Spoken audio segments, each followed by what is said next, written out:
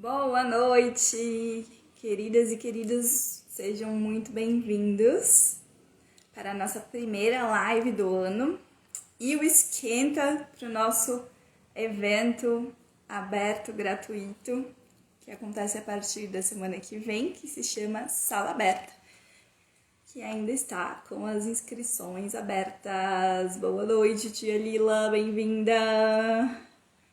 Oi, Sônia, bem-vinda! Vem chegando, pessoal.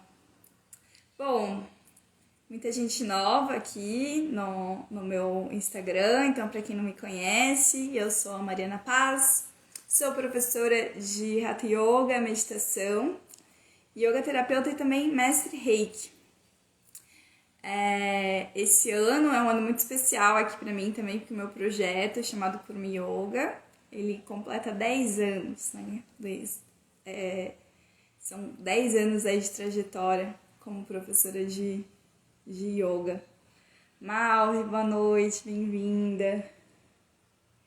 E eu tô começando o ano aqui com tudo, né? Bem-vindo, pessoal, vem chegando. Aproveitando, né, esse momento inicial onde as pessoas estão chegando aqui. Para quem chegou agora, eu estou me apresentando um pouquinho, falando aqui um pouco da minha trajetória, que esse ano eu completo 10 anos como professora de yoga, e que eu tenho um projeto, pessoal, que se chama Kurmi Yoga, tá? Então, por isso, às vezes, vocês veem o meu nome aí atrelado a essa marca, né? Cris, boa noite, querida. Tô tentando acenar pra você, mas acho que não foi. Michael, eba, quanta gente legal, pessoas conhecidas, outras novas. Yes. E aí, pessoal, então é o seguinte, semana que vem, dia 24 de janeiro, começa o Sala Aberta, que é um evento gratuito, acontece online, onde por 2 semanas eu abro as minhas salas de aula online para você chegar e experimentar e entender como que a prática do yoga funciona aí no seu próprio corpo e conhecer também, né, o meu jeito de trabalhar com as linhas que eu trabalho. Então é um momento muito especial para mim, assim, é um espaço de receber quem quiser conhecer, né, o meu projeto. E aí, Denúbia, boa noite. Alô, bem-vinda. E aí, a ideia dessa live é pra gente começar a fazer um esquenta mesmo, né? Começar a entrar nesse universo do yoga, entender de onde veio, com profundidade, com simplicidade também.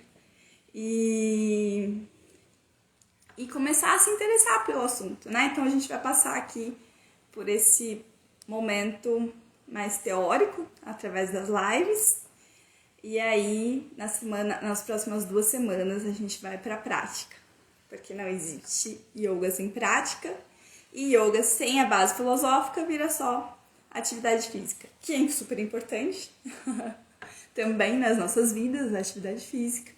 Mas o meu jeito de trabalhar com yoga é desvinculando bem uma coisa da outra, tá?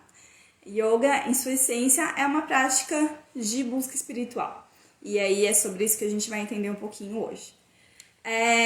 Outro recadinho, no sábado, às 10 da manhã, eu volto aqui para a gente conversar sobre a função das práticas de yoga no nosso dia a dia. Então, a gente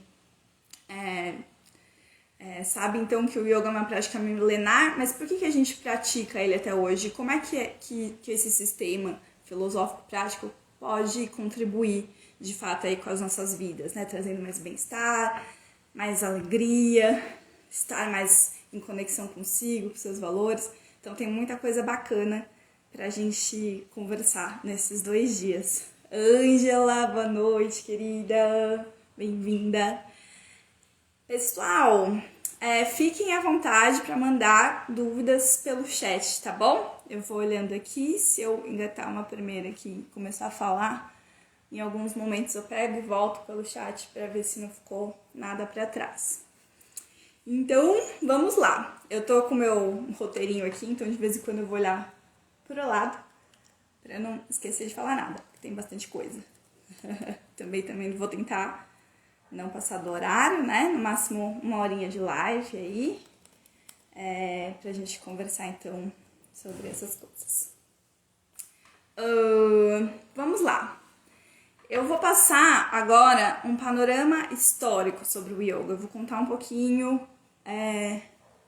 Ah tá, Cris, seu sinal de Wi-Fi tá terrível. Tá bom, querida, se caso você cair, vai ficar gravado aqui, tá? E vai ficar gravado aqui e depois eu vou disponibilizar pelo YouTube também. E você tá inscrita no Sala Aberta, então pra quem estiver inscrito no Sala Aberta vai ficar disponível pelo YouTube também, tá? Depois a gente conversa com mais calma sobre isso lá no grupo. Silvana, querida, também muito bem-vinda. Então, eu vou começar aqui a falar sobre um panorama histórico. E aí tem uma coisa muito importante nesse primeiro momento. É a gente não se apegar às datas. Então, eu trouxe algumas datas como referencial para a gente entender mais ou menos como as coisas se organizam no tempo. Porque a nossa cabeça gosta de pensar em tempo, né? Mas as datas, né, quando a gente fala de yoga, elas são muito abstratas, assim. Então, eu vou passar alguns referenciais que são mais conhecidos, mas vocês podem conhecer outras referências que dão datas diferentes. Então, não significa que tá errado, tá? Nem a sua referência, nem o dado que eu tô dando aqui. É mais porque a datação desses textos clássicos do yoga, elas não são tão certeiras, assim, elas não são tão determinadas como a gente está acostumado aqui no Ocidente, porque nas aulas de história a gente sempre aprendeu isso, né? Que em tal ano tal coisa aconteceu, tal ano, então a gente precisa se abstrair um pouquinho quando está estudando yoga. Se eu não tem problema que tá atrasadinha, tá? Eu tô começando agora a apresentar o conteúdo de fato. Cadê?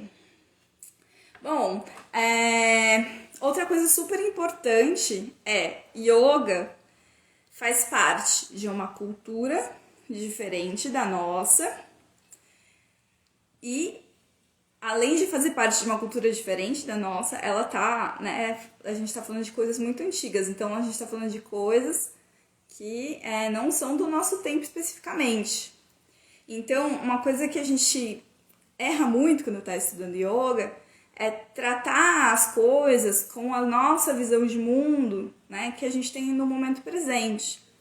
E aí, às vezes a gente cai em alguns fundamentalismos religiosos, às vezes a gente cai num processo de romantização também, que não cabe muito, né? Então, é muito comum, às vezes, a gente escutar as pessoas falarem de filosofia do yoga de uma forma muito dogmatizada, muito religiosa, porque a cabeça, ela faz isso, assim, ela faz uma conexão, né? Por exemplo, quando a gente fala de yamas e niyamas dentro do yoga, é muito comum as pessoas fazerem uma comparação com os 10 mandamentos do cristianismo, e as coisas são muito diferentes, tá? Elas estão em outra cultura, elas estão em épocas diferentes, elas querem dizer sobre práticas diferentes, então a gente precisa tirar um pouquinho toda nossa tendência ao fundamentalismo religioso, mesmo que a gente não seja religioso, né? A gente vive numa sociedade que tem essa base judaico-cristã, então a gente pode cair nesse erro e tá tudo bem, né? Porque também faz parte da prática do yoga, a gente se limpando, se renovando e rompendo com esses condicionamentos. E outra coisa que eu vejo muito por aí é a questão da romantização, né?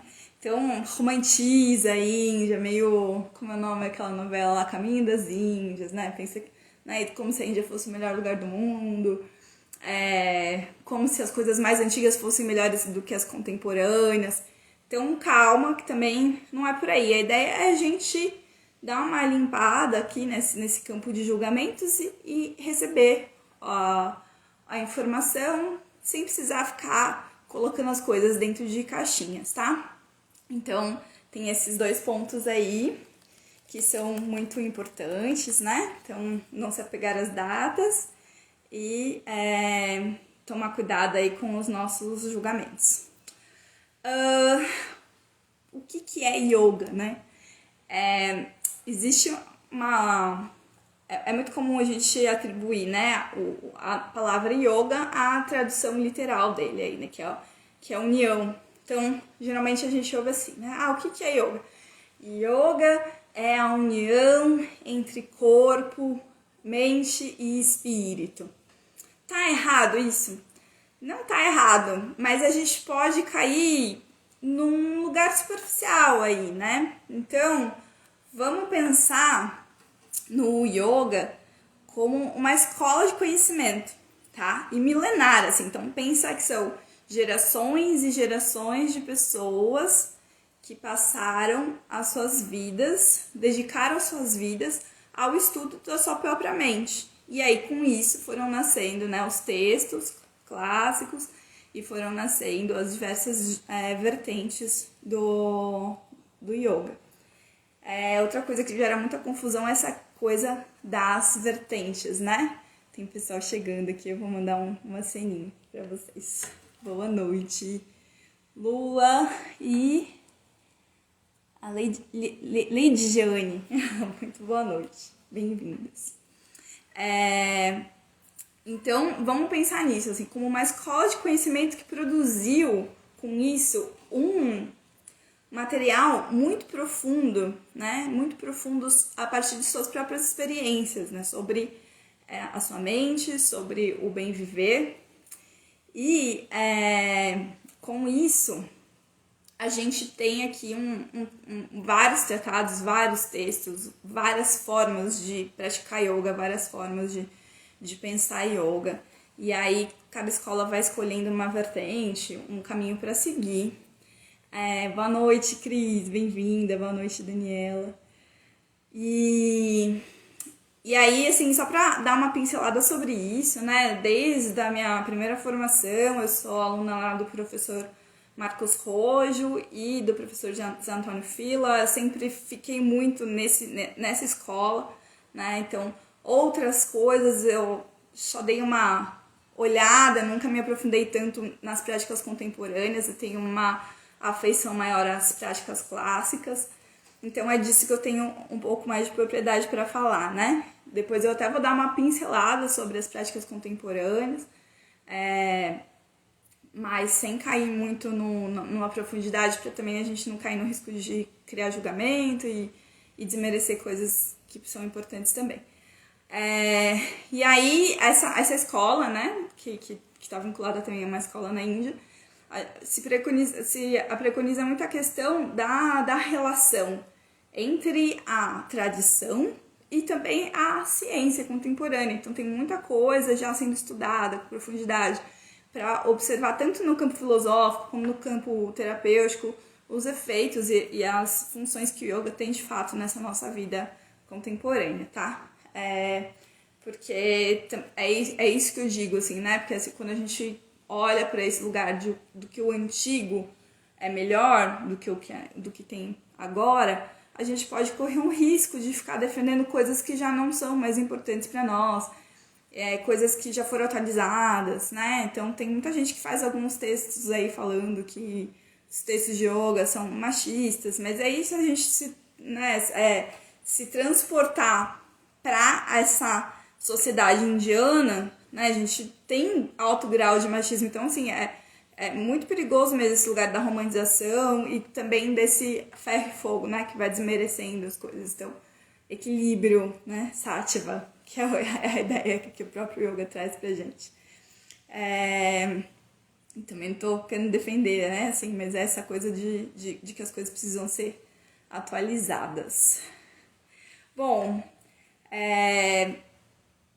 o yoga é uma coisa tão antiga, que os registros arqueológicos mais antigos que existem são imagens talhadas em barro que foram encontradas no Vale do Rio Indo e que possivelmente pertenceu aí a registros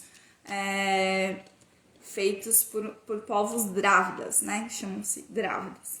Esses registros, eles têm uma datação aí de 3.000 anos antes de Cristo, 1.500 anos antes de Cristo.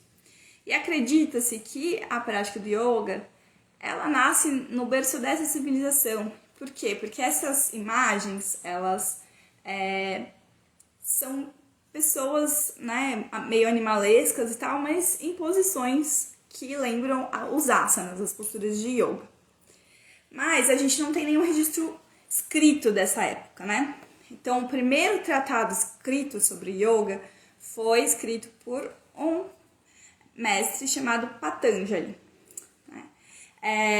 Isso, mais ou menos aí 200 anos antes de Cristo. Tem autor que vai falar datas entre 200 anos antes de Cristo e 200 depois de Cristo, para vocês terem ideia aí da variação de data que existe, como que é uma loucura estudar essas coisas indianas. Então, o Patanjali foi aí o primeiro cara que fez um tratado, né, sobre o yoga, que sistematizou o yoga.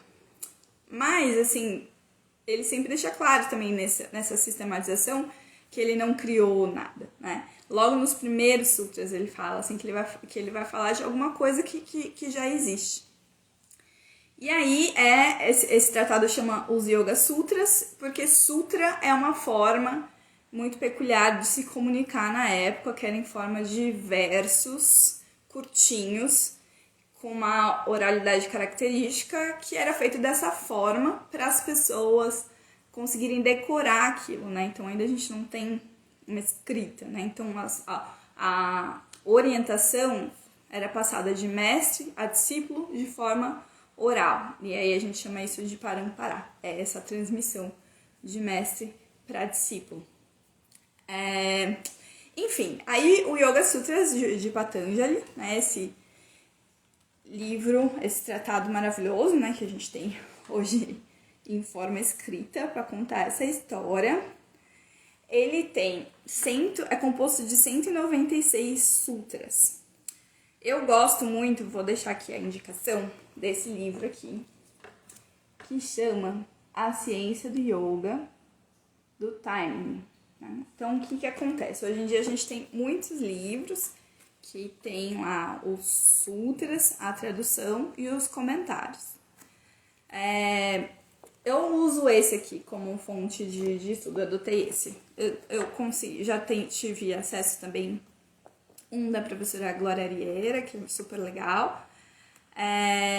Mas de fato esse aqui é o que meus professores indicam e é o que eu uso também para não ficar pirando, assim, porque o que acontece? Como são essas frases curtas, elas se comunicam numa linguagem que era muito própria para aquela época, mas para nós hoje em dia ela é composta de um universo simbólico. Então a leitura ao pé da letra também pode fazer a gente cair, né, nesse processo de fundamentalismo. E aí quando a gente usa aqui, né, um livro assim, que foi comentado, né, para uma pessoa que estudou muito, isso também ajuda a gente a digerir essa informação, tá? Então são 196 sutras. E o que é que tem nesses sutras? O que é que eles contam? Até separei alguns aqui para ler para vocês. Ele conta o que é yoga, ele conta para que a gente pratica yoga. E aí, quem tiver a oportunidade, né, e a curiosidade, né, de conhecer os Yoga Sutras, vai ver que logo de cara, assim, ele traz um conceito de yoga que está vinculado à cessação dos movimentos da mente. Né? Então, ele tá trazendo aí um tratado sobre o samadhi, como é que a gente faz para atingir o samadhi, que é a iluminação, que é a realização. Né? E aí, esse ponto é super, super, super importante, porque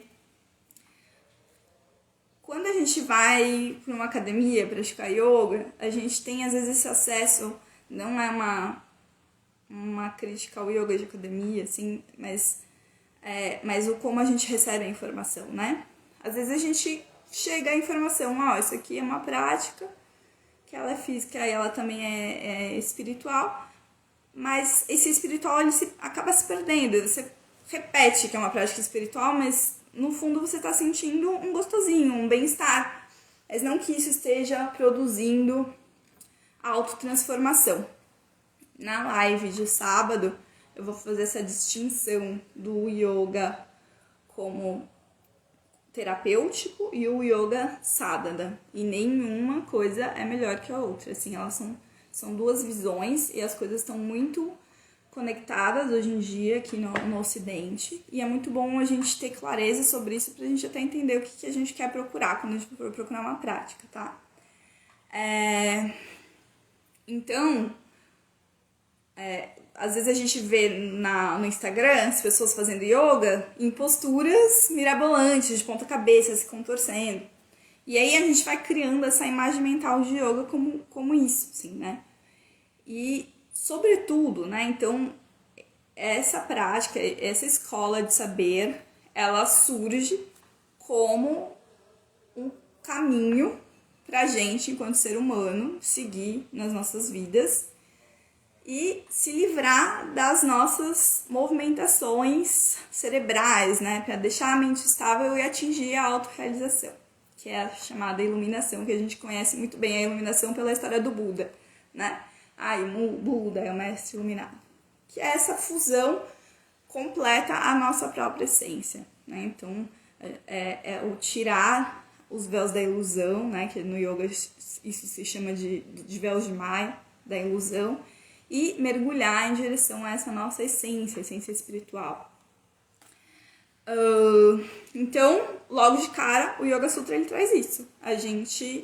O yoga é algo para a mente, e aí a gente faz porque a gente quer atingir o Samadhi. E aí, o que atrapalha o Samadhi é isso. Ele dá lá uma lista de coisas, e é muito interessante essa lista de coisas que daqui a pouquinho eu vou até ler para vocês, assim, sobre essas perturbações mentais. E aí, eu tô aqui te mostrando, através desse sistema, um passo a passo para você se libertar disso e conseguir a sua realização pessoal. Então, basicamente é isso. Assim. Então, a gente tem uma conceituação, a gente tem um tratado sobre como funciona a mente, um tratado de muito tempo e que descreve a mente humana de forma que quando a gente está lendo a gente se identifica muito. E um passo a passo para a gente conseguir isso. E aí eu separei aqui o Sutra 130, que é o que ele fala. Ai, gente, só um minutinho que eu esqueci de fechar a aba do WhatsApp e ele tá apertando aqui. Pronto. Onde ele fala, né, sobre essas coisas que acontecem na nossa mente que atrapalham o nosso processo de autorrealização.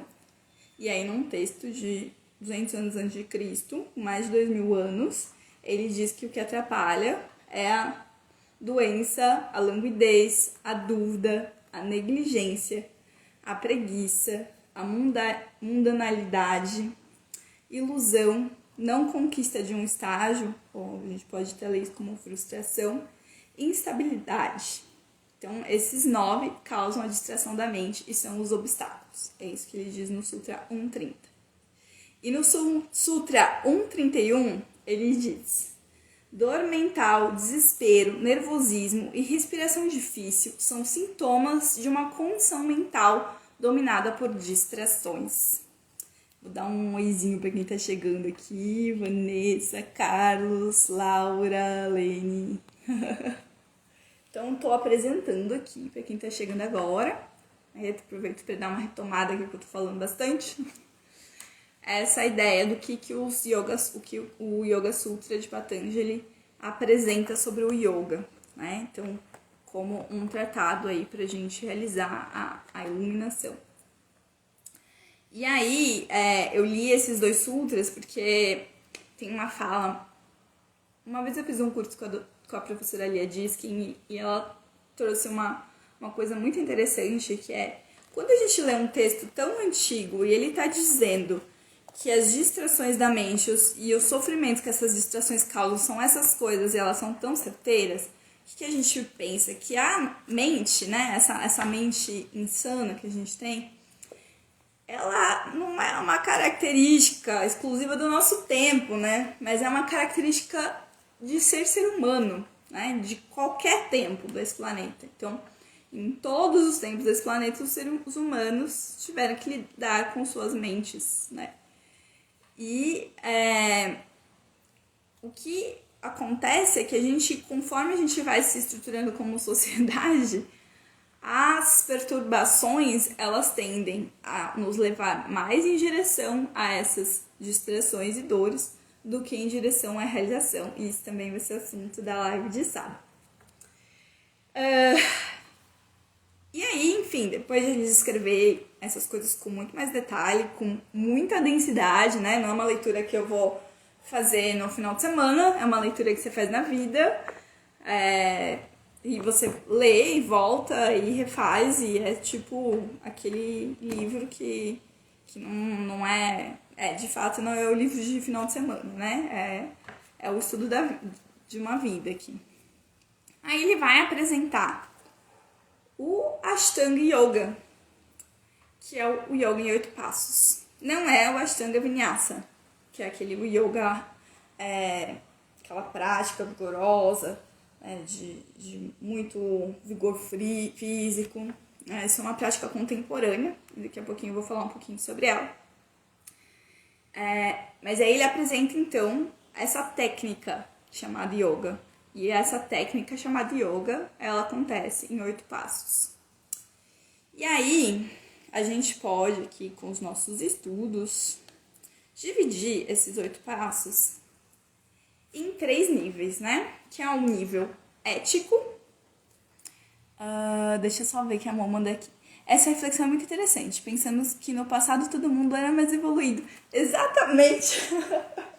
E aí, quando a gente tá falando aqui de yoga, a gente tá falando de uma galera que resolveu se retirar do mundo, se fechar numa caverna durante gerações e gerações para ficar estudando essa mente. E isso é muito demais, assim, eu acho demais porque tiveram muitos insights, né?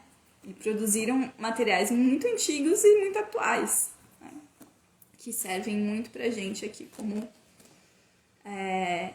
manual de bem viver, se a gente souber aproveitar. Né?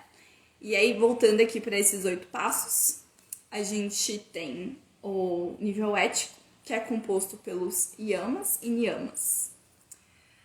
E aí, aqui nos yamas e niyamas, é onde tem aquela parte que eu falo para vocês que tem que tomar maior cuidado, porque senão a gente cai naquela furada de comparar isso com os 10 mandamentos. E tem muita gente que trata desse jeito mesmo, assim, sabe?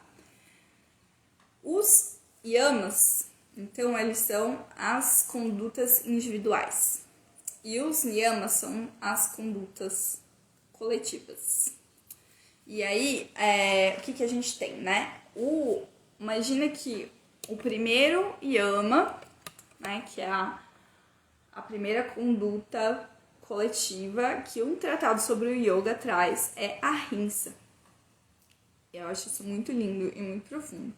E a ahimsa é o que? Justamente não violência. E aí, tem muitas formas da gente pensar essa não violência, né? A gente vive numa sociedade extremamente violenta e a gente é muito violento com a gente mesmo, inclusive. Os nossos pensamentos, eles são muito violentos com a gente mesmo. Então, são muitas esferas de não violência que a gente pode trabalhar com as práticas do yoga.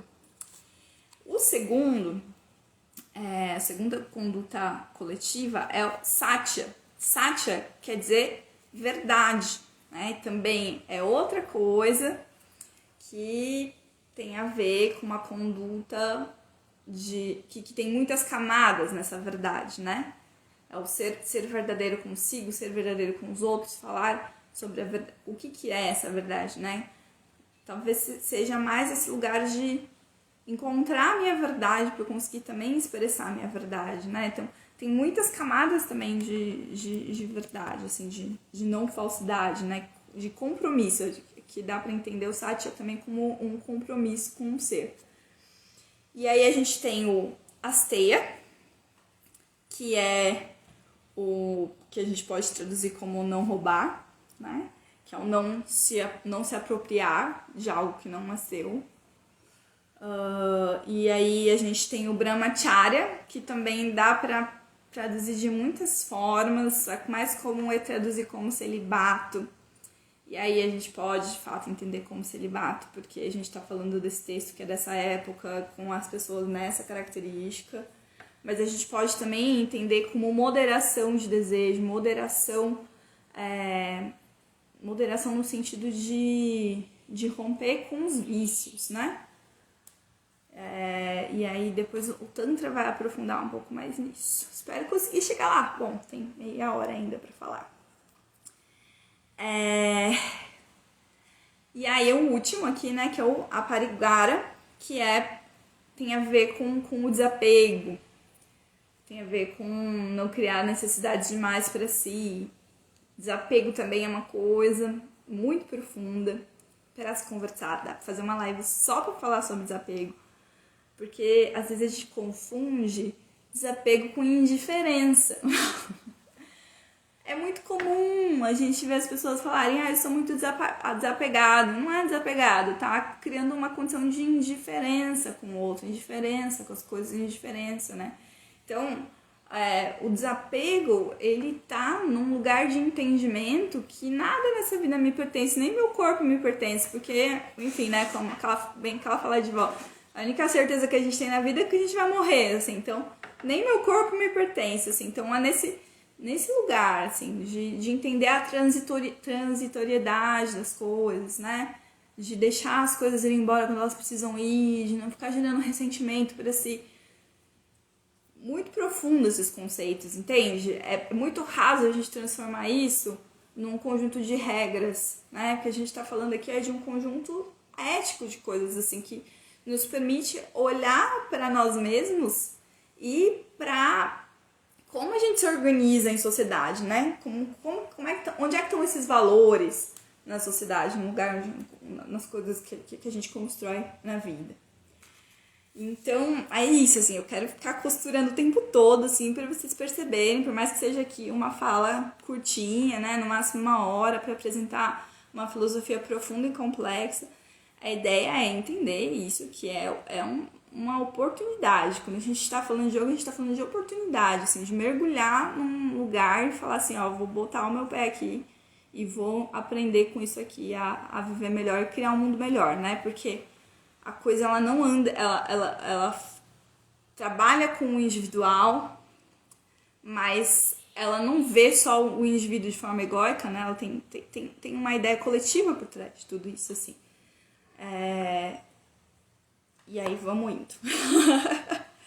Vou dar um oi aqui também para os niyamas, né? Que são as condutas individuais. Então, para que eu não seja um problema para mim mesmo.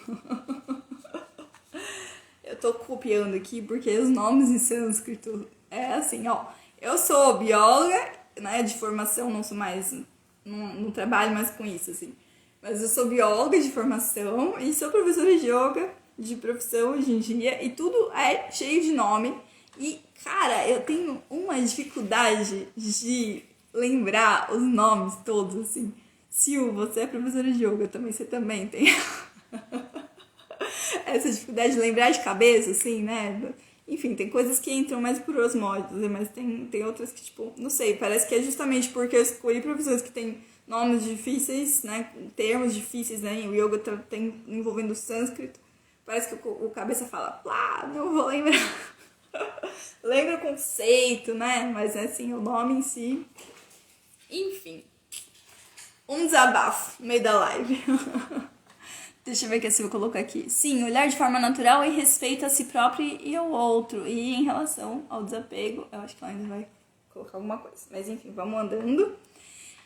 Os niyamas, então, que são as condutas individuais, né? Então, a primeira é o saucha, que tem a ver com pureza, com purificação, na verdade, assim, né? Que é esse trabalho de meu corpo como um templo. Ele é minha casa nessa terra.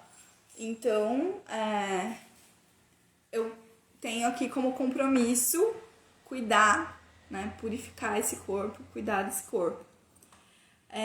O santosha tem a ver com contentamento. Olha que bonito isso, assim, né?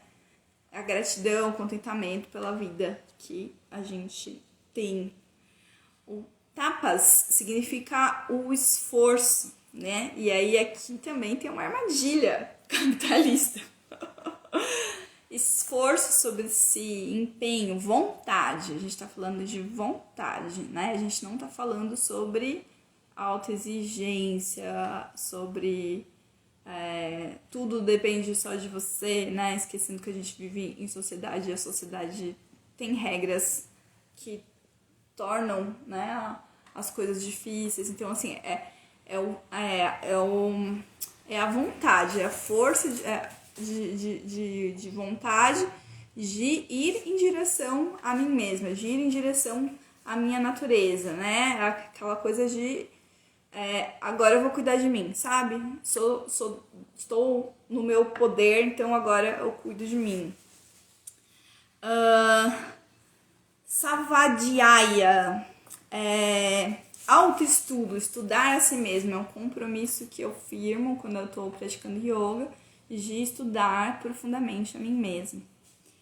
E aí tem a parte do Svara Pradidhana, que ela tem a ver então com a devoção, tá? Devoção, e aí devoção a Deus, devoção à vida, devoção é transformar essa prática num ritual, né? Um oferecimento.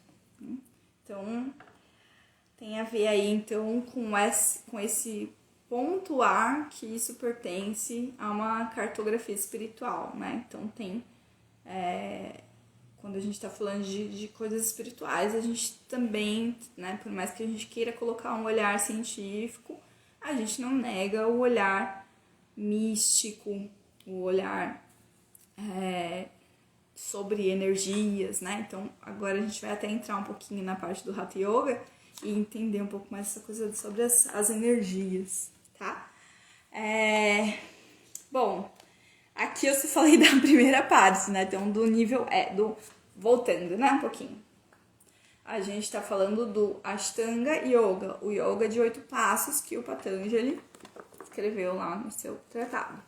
E aí, essa primeira fase é o nível ético, né? Que a gente tá falando de yamas, condutas coletivas, niyamas, condutas individuais, condutas suas que, né, contribuem no coletivo, condutas suas que contribuem para você mesmo. E tudo, no fim das contas, contribui com você mesmo, né?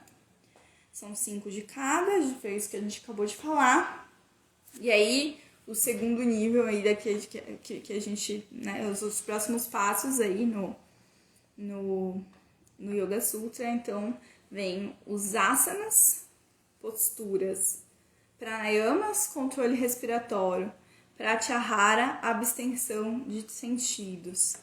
Então, aqui ele já começa a falar de asanas, mas aqui não existia ainda o Hatha Yoga, tá? O Hatha Yoga, da forma mais próxima do que a gente conhece hoje, é posterior ao Yoga Sutra. O asana aqui, ele está falando mais especificamente da postura meditativa, do assento, a asana como assento, tá? Estável, confortável, ele dá várias características sobre como tem que ser esse asana. Esse asana, ele não pode te provocar mais problemas, né? Ele tá ali para facilitar o seu processo, ele é um passo, é importante. Os pranayamas, então, que também tem a ver com todo o controle respiratório, né? Então, tem zilhões de técnicas, depois que o Hatha Yoga traz pra gente para trabalhar esse aspecto. Pratyahara, a gente está falando de abstenção de sentidos. Dentro de uma prática de yoga, o que a gente faz dentro do Yoga Nidra, tá? Que é o recolher os sentidos e trazer a atenção para dentro. E aí, depois disso, vem os passos relacionados à meditação em si. Então, que é o que a gente chama de nível psicoespiritual, né? Que é o Dharana, que é a atenção, Dhyana, concentração, Samadhi, a realização. Então, são ali os passos relacionados à meditação. Yoga, em sua base, ele é meditação, né? Então, a gente costuma separar um pouco as coisas, yoga e meditação. Mas o yoga, na sua base, ele é meditação, né? E aí, que aí a gente vai começar a falar sobre Hatha Yoga, até vou pegar esse link para começar a falar de Hatha Yoga, porque todo um processo de aula, né, que a gente passa por várias técnicas, ele envolve trabalhar camadas e camadas do nosso ser, desde a pele até as camadas mais internas, os nossos nível espiritual, nosso nível emocional, nosso nível mental, para nos conduzir a esse processo de meditação mais profunda. Então, porque às vezes a gente escuta também que os asanas te preparam para a meditação. Não é bem assim também, é porque os asanas, eles são um caminho, ele já é a meditação, né? Todas as técnicas que a gente vai passando, asana, yoga nidra, pranayama, tudo vai te conduzindo para esse estado meditativo mais profundo, mas desde a hora que a gente senta, a gente já está em meditação. A gente já está se propondo a olhar internamente, a gente já está lidando com a mente agitada, né? Eu chego do meu trabalho e vou fazer a minha prática de yoga. A cabeça tá assim, lá! Depois, quando a gente termina, a gente tá assim, né? Com tudo muito mais equilibrado, porque existe um processo, né? Então, senão eu poderia fazer se não existisse esse processo, por exemplo, eu poderia fazer uma aula de alongamento, poderia fazer uma caminhada e sentar para meditar. Não é ruim, dá super certo também, mas é outra coisa, entende? O yoga, desde o momento que a gente chega, a gente já tá se propondo a meditação, né? Então, tudo isso aqui pra gente, né, entrar um pouquinho nesse universo, olhar com mais profundidade, com mais cuidado, pra gente não desconectar dessas coisas que são muito importantes. A gente precisa sempre estar, a gente que gosta de fato de yoga, né? A gente precisa sempre estar resgatando isso, né? Pra não deixar essa tradição morrer, né? E também atualizando isso dentro da gente, né? Porque aos poucos a gente compreende as coisas diferentes, alguns conceitos que eu tive acesso quando eu comecei a praticar yoga em 2007, com certeza eu já não vejo mais as coisas da mesma forma.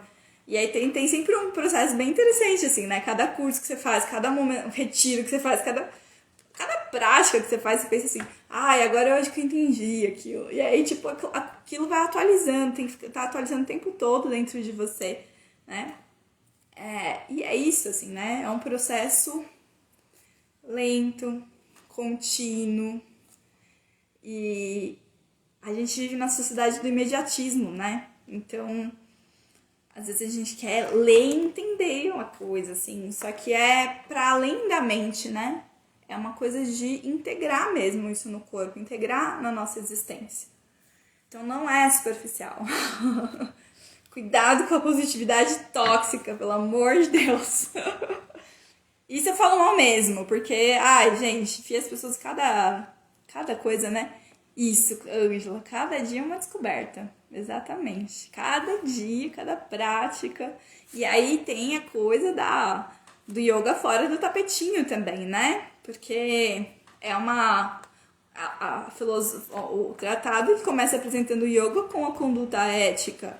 Então, não é à toa, não é uma coisa que eu vou praticar só dentro do tapetinho, né? Isso vai se expandindo para nossa vida, né? E aí é na vida que a gente vai entender melhor ainda, assim, porque a gente tem lá os nossos insights durante a prática, e aí, daí, sei lá, vai visitar a família.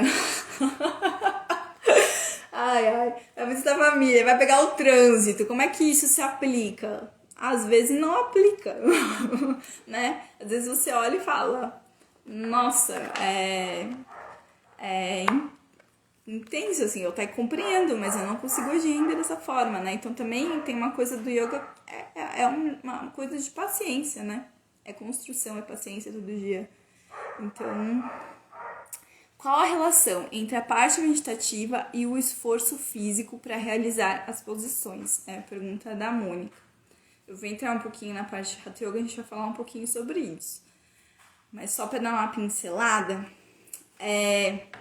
existem vários tipos de esforço físico, né? Dentro das práticas mais tradicionais, que são os que eu gosto mais, que eu estudo mais, né, que fazem mais sentido para mim, o esforço físico ele serve para a gente criar compressões e descompressões no corpo, para a gente conseguir libertar os nossos canais de energia, que a gente chama de nadis, e liberar algum tipo de energia específico, assim. Então, por exemplo, se eu faço umas posturas abdominais, eu tô trabalhando muito essa minha região do estômago, que está relacionado com o meu plexo solar. E o meu plexo solar, ele tem uma reação interna,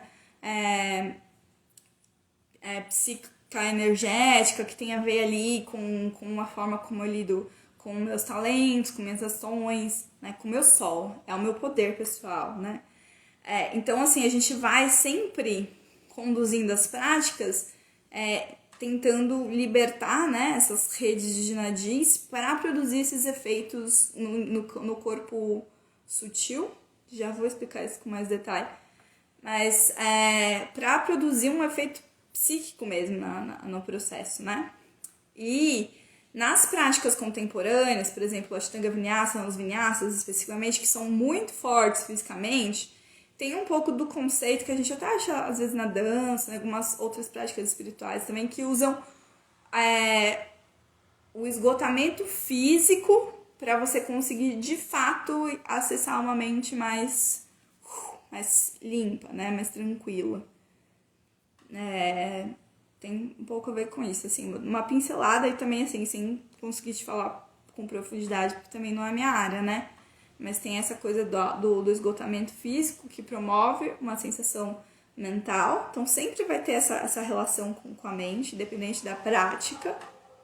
A gente foge de tudo que foi muito competitivo, que foi muito estético, mas se tiver conectado com o nosso campo de filosofia e faz sentido pra você, tá tudo bem.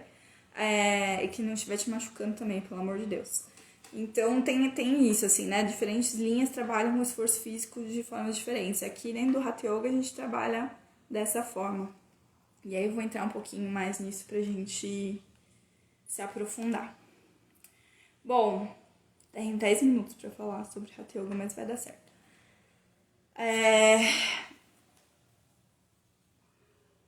Yoga Sutras, então ali que a gente colocou aquela data ali de 200 anos antes de Cristo. O Hatha Yoga, a data aproximada dele é de 10 depois de Cristo, então tem um espaço, né, entre uma coisa e outra. E o Hatha Yoga, né, ele vem do Tantra. Então, o Tantra é uma corrente filosófica que surge na Índia. Dá pra falar muito sobre isso também. Mas uma característica linda do Tantra é esse trazer da vida para a espiritualidade, né? É o ancorar a minha espiritualidade no meu corpo. O meu corpo se torna caminho. Então, por exemplo, aqui no Ocidente a gente acaba conhecendo muito o Tantra pelas vias sexuais, né? E é uma visão, porque o Tantra, por trazer o corpo para espiritualidade, ele também não nega o sexo, ele não nega a sexualidade, né? E ele usa, inclusive, a sexualidade como parte do caminho, né? Então, só para dar uma pincelada nisso, porque isso sempre dá bastante curiosidade, dá pra falar bastante também sobre isso, que eu também gosto muito de estudar Tantra. E o Hatha Yoga, então, vem disso, vem dessas práticas tântricas, né? Essa inclusão do corpo no caminho espiritual. E aí disso surgem, né, várias escolas, vários livros, vários tratados, né, sobre o Hatha Yoga especificamente. Então, quando eu falo de Hatha Yoga, né, o que significa? Ha, o sol, tá, a lua, né, Surya e Chandra. Porque tudo no Tantra tem esse jogo da dualidade, né? Então, sem confundir com a questão de gênero, tá? Mas a gente tá falando de energias. Pode até usar o solar lunar, que é até melhor. Mas seria a energia masculina e feminina, né? E aí, sempre, tudo que vem do Tantra tá trabalhando nesse equilíbrio entre essas energias, né? Então, tanto que na anatomia sutil, a gente tem os nadis, tem os chakras e tem os nadis. Os nadis são os canais por onde corre a energia, como se fossem as veias e as artérias da energia, né? E aí a energia lunar, tá? Então, por exemplo, tem um nadi que sai da minha narina esquerda, e aí a minha energia solar, ela sai da minha narina direita, e elas se intercruzam, né? Elas cruzam entre si até encontrar o nosso principal canal de energia, que é a Sushumna, que passa pela nossa coluna vertebral. Então, essa simbologia, né, desse campo energético, ele tem a ver, então, com essa missão de equilibrar energia Surya com Chandra, Shiva com Shakti, vocês vão encontrar vários nomes aí, né? E aí o Shiva aqui representa a energia masculina, de forma muito superficial aqui, tá, gente? Ele tem a ver com a sustentação, e a Shakti é o movimento, é a mudança, né? Então tem todo um equilíbrio disso que o Hatha Yoga propõe também, né? Incluir aí nas suas práticas. Livros de Hatha Yoga que eu indico, tá aqui, ó. A Essência do Hatha Yoga, da professora Alice Souto. E aí ele tem um compilado de 3 textos clássicos, que é o Hatha Pradipika, o Granda Sanhita e o Goraksha Chaka, que são 3 tratados sobre Hatha Yoga. Tem muitas coisas sobre Hatha Yoga, tá? Esses são os principais.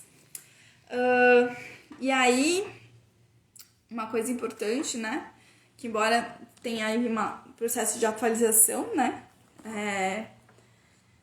Do Hatha Yoga em relação ao Raja Yoga, do Patanjali, que é assim que a gente chama. Eles se conversam, uma coisa não nega a outra, tá? Elas estão sempre se conversando dentro desse sistema filosófico, que é o Yoga. E aí, no Hatha Yoga que começam a entrar as técnicas, que são essas que a gente conhece mais como são hoje, assim, os asanas como são hoje, né? Daí tem os kriyas, pranayamas, mudras, bandhas, o pratyahara, que é o yoga nidra, o dhyana, que é a meditação. Asanas. É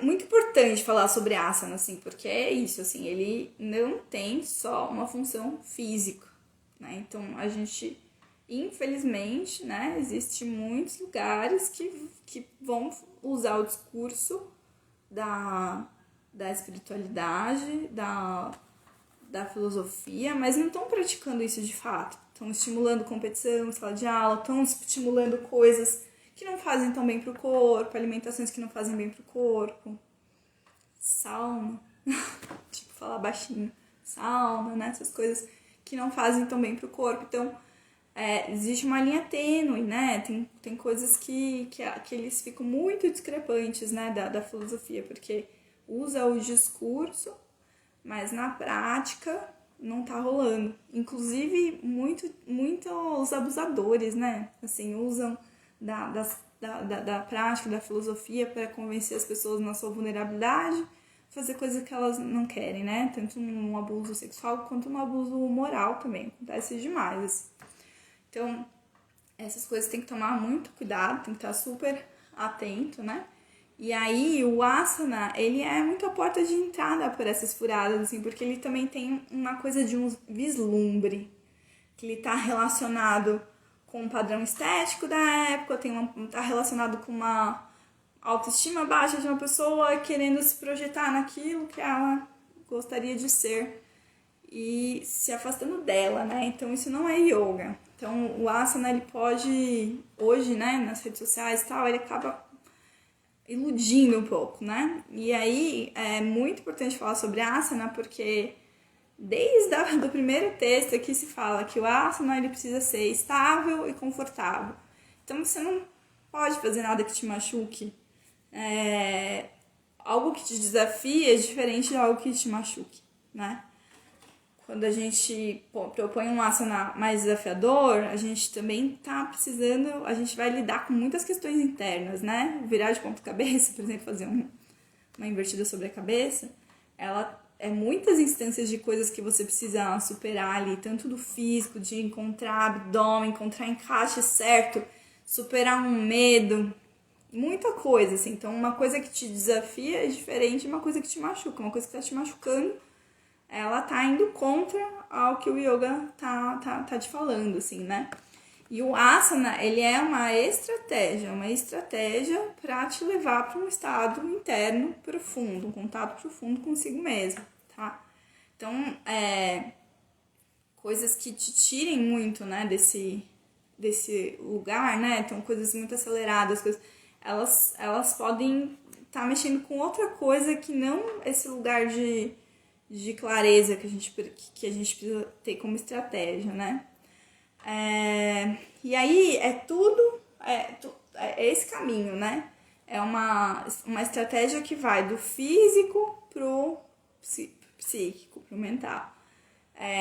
E aí é o que a nomenclatura que a gente usa de grosseiro pro sutil. Então, quando eu tô falando de grosseiro, eu tô falando de coisa mais matéria.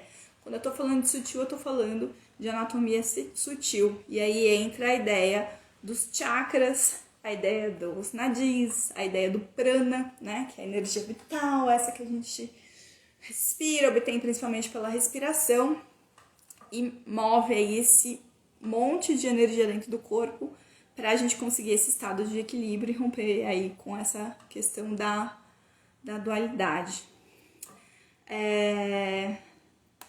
Então, asana é uma estratégia, tá? E aí a gente tem os kriyas, que são as purificações, os pranayamas, que são o controle respiratório, os mudras, né, que são os feixes energéticos. Então, que a gente faz tanto com os dedos, como a gente faz às vezes com o corpo inteiro, fechando feixes energéticos.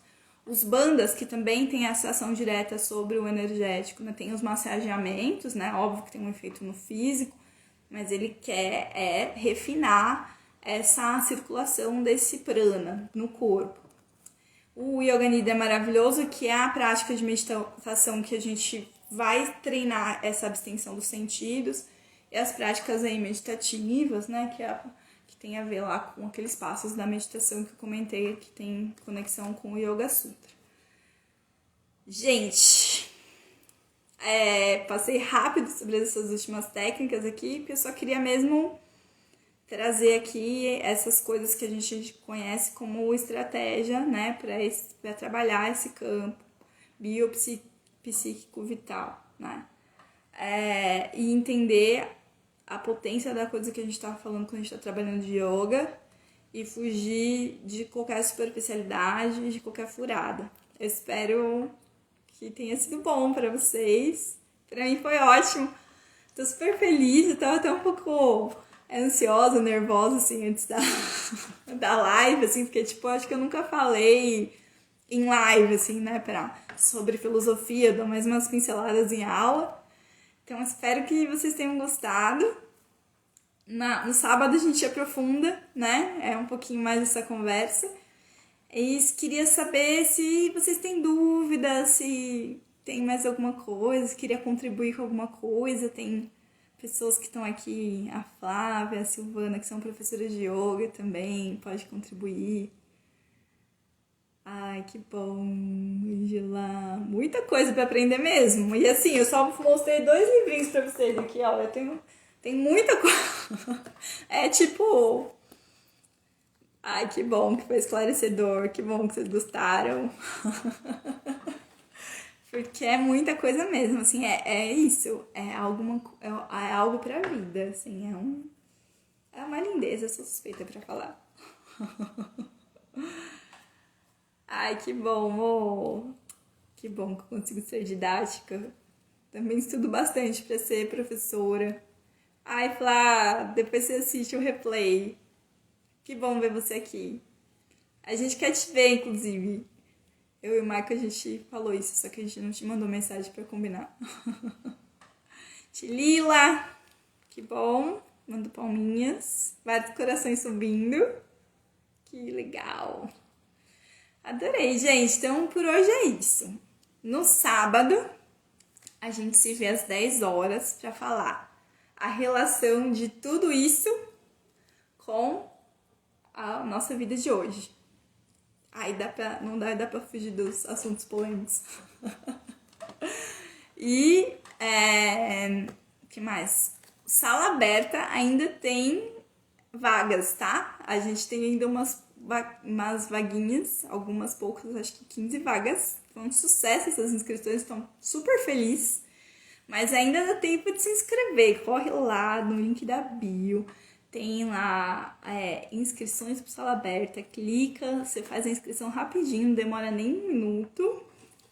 E aí, a partir de segunda-feira, a gente pratica juntas. E transforma todo esse conteúdo teórico em prática. Isso, se o yoga é completo na nossa vida mesmo. Ah, Eli, que bom que você voltou a praticar essa semana. Semana que vem a gente pratica juntinhas, então. Muito bom! Oi, Lene! Querida! Então tá, muito bom ver vocês aqui. Obrigada por ter ficado até o fim, me ouvindo. E aí fica o replay aí, se quiser também compartilhar com alguém. E nos vemos agora no sábado. Namastê! Muitos beijinhos! Mua! Até!